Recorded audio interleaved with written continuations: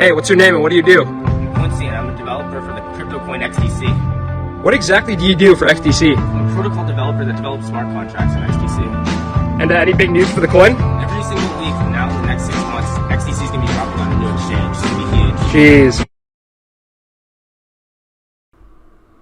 Hey guys, welcome back to the channel. This is the Crypto Slayer. As you guys heard about that announcement that just was being delivered through Twitter, through TikTok even, it's Quincy Jones letting us know, guys, that XinFin will be listing their token XDC on a new exchange every week starting today. Every week from now, we're just gonna see, exchanges start rolling out these listings. And why? Guys, I was warning you guys the last XDC video that I made. I said new exchanges coming, and guess what? Look what's going on right now. So, I'm not going to take full credit for that. I just saw it in the pipelines because really they've been announcing this stuff for a while, and they've been talking about tier 1 exchanges since like the beginning of last year, 2020. I remember that they even mentioned that in their website. So now it's actually coming to fruition. Now it's materializing, right? The fact that they've been planning these different exchange rollouts. Why? Because they know, guys, that the market is probably on its last few months, or at least a cycle. That's if we don't go into like a multi-year utility run or something like most people are speculating that could happen, because all these NFTs, all this metaverse stuff, all this other stuff is just a lot of hype right now. It's just a bubble. But the real money and the real value is in the use case, utility, right? It's always been in utility. It's just that these other things like NFTs, meme coins like Dogecoin and Shiba have just been a complete distraction from that and the deviation from that. But these are the coins that matter, or the different enterprise developer platforms, in my opinion, that are actually doing something.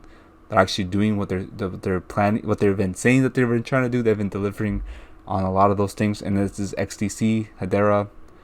I don't know about Ant-Chain, multi-chain, but Quorum's there. It's just there. Corda is doing good by being connected to a lot of these other Hyperledger Fabric members as well.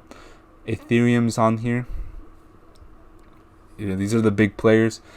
If you're wondering like why isn't XRP on here, or the XRP ledger. Well, the XRP ledger was already mentioned by the World Economic Forum, I believe. So, come on. Let XDC have its moment, guys. Let them have their own moment. Like, they haven't even been mentioned in a lot of things until, like, just recently with the TFDI initiative, with the block data and R3 Corda shouting them out. Because R3 Corda wants to tackle that trade finance market, which is $18 trillion. But the only way that they can do that is through utilizing something like XDC as that medium of exchange and that store of value that will facilitate those sort of transactions. So this will be the bridge for those, cross-border trade finance, remittances and payments for them to even take place in a way where it's interoperable, because XDC comes from Go Ethereum and JP Morgan's Quorum platform. So it's a fork of that. It's a copy of those two, and it made its own like version, right? That's way better and more scalable, much newer, public permissioned. XDPOS, 2,000 transactions per second, essentially just built for the trade finance payments. Perfect for that. It doesn't have to go deviate and do other things. It's just laser focus on that single use case that in itself is worth a lot of money, and it's going to make the token very valuable if it does take on that use case and it's successful in that, guys. It's going to be the first hybrid blockchain to be in the probably like in the 2 or 3 digits in terms of like price, even with such a high supply and everything. I think that the deflationary aspects of this network will allow it for the burn mechanism to start outbalancing, and balancing out the tokens in circulation and stuff, and burn those out, and then it's gonna with years and years of usage, is going to further decrease the circulating supply, which is going to make it less and less and more expensive. So it's not going to be something that will just keep expanding or whatever, like we see with Dogecoin, which is horrible. It expands like 5 billion tokens a year or something, which is unsustainable long term. But yeah, let me go over this, right? Ethereum is permissionless. Another one that's permissionless, I think Ethereum is the only one that's permissionless. Hyperledger Fabric or Corda permissioned as in private, pretty much. This one's public and private. That was one of the pros for this. When people talk about what are the pros and cons of utilizing XDC over something like Hedera or like even Ethereum. Well, one's like this is hybrid. Hedera is also hybrid, but Hedera has just all these different partners. I guess you could say XDC as well because of the TFDI initiative, but different use cases, different markets. That's probably why XDC exists, Hedera exists, and XRP will be able to coexist as well with those two other networks that I mentioned. So it's not just like one's gonna do everything. I think that's how this can be delegated, right? You can't have one network that rules them all. That just defeats the whole purpose of decentralization. I think if there's different networks, different blockchains, different systems running the game, and that makes it pretty much decentralized, because you don't have to rely on one entire one to rule everything, to manage everything. If one fails, you have two other options to go to. If Solana fails, you have XRP and XDC or HBAR that you can run to rescue everything else, and to migrate everything there. So this is why things need to be agnostic and interoperable, so that if one fails or gets taken down somehow or is not compliant, then guess what? There's two other options. There's another option out there just as good. So obviously there's been a lot of growth, guys, in the addresses that are holding XDC. It's up to 688,000, and this has seen rapid growth in the past few months. Now this is an official upgrade, and now this is for the XDPOS upgrade that was successfully updated at block 383838. It's just a bunch of repeating 38s. And it's a lot of scientists, PhD professors that put in a lot of work to design this, to make this to look the way it does right now. But this is going to give you an overview of the network and its stats. So from anything related to gas fees to the uptime of the network, the average block time, the last block, the average transaction rate, the block propagation, all that will be found here. And this article is a great read right here in itself. So if you guys are wondering what the difference is between something that's private and public as it relates to blockchains, this explains it in very simple terms for you guys. And then it also talks about how XDC is kind of like a mix of both, which it really is. By being a hybrid blockchain, it's the best from both sides, guys. Both sides of the spectrum. Being public and private can do a lot of things. So that's why I'm very bullish on XDC. I know what I hold, so even with this whole market and everything's going trading sideways is what it looks like, I'm still holding, because I know that long-term price appreciation beats out day trading and swing trading these markets. It really does.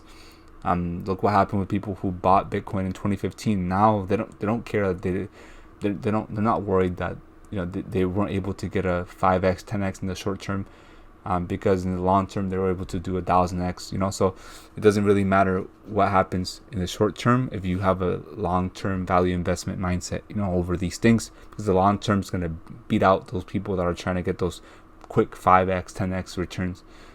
You just do better when you know what you hold, and when your conviction is high on something, and you keep dollar cost averaging to lower your entry and your average price. That way, if it does drop, you're buying on the dip every single time, so you're basically gonna break even quicker. And then when it does come back up and higher than it was before it dipped, guess what? You're in big profits because of that that intuition that you're following, because you were dollar cost averaging. You were holding the line, and you didn't paper hand that asset. You kept holding with diamond hands, and you're going to be rewarded as a holder in the long term. That's if the project remains sustainable in the long term. And I think that XDC is something that can be sustainable, because it is in line with the global climate change agenda that the world has, and it is in line with the whole being connected to the right people, to be able to bring about that sort of change within the new financial system, and obviously removing friction from cross-border payments that happen in in the global trade finance market. But TFD initiative, Andrew Casterman, is a big reason why XDC got put on the map recently. It's because this guy is an advisor of Tradeteq and also of XinFin. He was former head of trade markets at Swift. He had a lot of experience. Look at his LinkedIn. It's right here. A lot of experience working with Swift guys for over 20 years. You think he would leave that job for something that wouldn't be as rewarding? Obviously, he joined XinFin because he saw the revolution that was taking place. He saw the potential that it has to change the global trade finance market as a whole forever. So he left that and joined here because he had a high conviction on this revolutionary technology and this network changing everything. And it so far is doing really good. I mean, this is the TFD initiative website right here. And it shows you clearly the asset managers, the people behind this sort of stuff. Is Santander Asset Management. These are the big players, guys, the banks, institutions. Another example is the Commonwealth Bank, Dutch Bank, SMBC. You also have Banco do Brasil, which is probably like the central bank over there. Lloyds Bank, ING. You also have Standard Chartered. You have Crown Agents Bank. Guys, this is a lot of different brokers, insurers like Liberty Specialty Markets, Swiss Re, AIG. Some of these should sound very familiar to you guys. Sponsors, the ITFA, and then you have the International Chamber of Commerce. But Tradeteq is in here, clearly Coriolis. Andrew Casterman is an advisor of Tradeteq and XinFin currently, and it is mentioned here. So it's mentioned along with all these other institutions and organizations, guys. So really, I don't know why some people aren't bullish on this. Why did some people view this as like less than something like Cardano or HBAR or something when it's in the same league? I mean, you saw by this blockchain, block data graphic. It's in the same league of Hedera Hashgraph. If it wasn't, it wouldn't be right next to it. So yeah, that's what I'm gonna say. Guys, my update on this is that we're probably going to start, having a reversal in the price action and start moving up from here, unless Bitcoin starts heading down even worse, then obviously I expect alts to bleed for a little bit, and then if we are approaching that end of the cycle, then alts will have to, explode at right after Bitcoin dies out, basically. But I don't think we're at the end yet. I think we're getting close, but we're not at the end of this cycle. I think we still got some months left. I think we still got some fight left in this, guys. Honestly, I'm just saying in general, if that was the case, then yeah, XDC would probably see like a 5 to 10x right at the end of Bitcoin reaching the top. Whatever it reaches, 75k or 60k, whatever. Alts would just go crazy. Alts usually 5, 10x, and then bam, everything starts heading into a bear market. So I don't think we're there yet. I think we still got time in the market, guys, for us to get those 10x gains from here on out. Anyone that's wanting to turn like 10,000 to 100k or 100k into a million, it's still possible in this market, even with the current volatility that's taking place. Before I end this video, I want to show you guys that Tradeteq, which is working with XinFin, has now redesigned their website completely. So Tradeteq has been certified to the ISO 27001 and ISO 9001-2015 standards. So they provide powerful data tools and analytics. This is technology for bank asset distribution. And Tradeteq bridges the technology gap in the $15 trillion trade finance market, $1.5 billion in process volume, 30,000 plus invoices financed, 5,000 plus corporates funded. Their technology ranges from workflow automation, repackaging, credit scoring, etc., etc. This is supposed to be fully interoperable. Their cloud-based technology and API integration creates a seamless user experience, reduces cost, and eliminates error-prone manual processes. This is built for banks and institutional investors, which we all know that's just referring to a lot of money. It reduces friction costs. Their one goal is to specialize in trade finance, facilitating seamless collaboration across the entire investment lifecycle through one secure, scalable, centralized platform, which is Tradeteq, which is hand in hand with XinFin. So it's just very bullish for XinFin in general, as well as for Microsoft, IBM Q Network, and the ITFA and TFD initiative, which XinFin is also a part of, and so is Casterman Advisory. It's connected to that as well. very cool looking website, guys. This is definitely a step up from the previous one. But yeah, that's all I wanted to show y'all. Hope y'all enjoyed this video, man. I love y'all. Definitely subscribe to my channel if you're new. Leave a comment if you have any suggestions for future uploads and what you want me to post next. I'll get to it as soon as possible. And I'll see you guys later. I'm out.